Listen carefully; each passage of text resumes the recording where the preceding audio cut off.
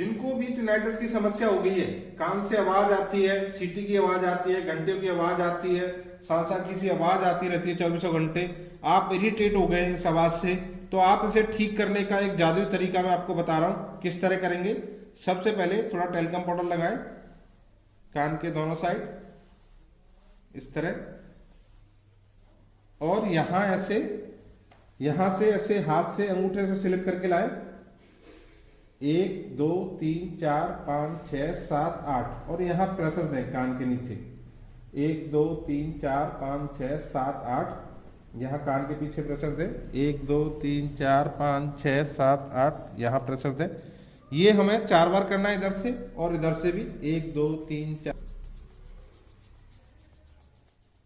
और थोड़ा सा प्रेशर दे के वैक्यूम बनाएं, बस बस।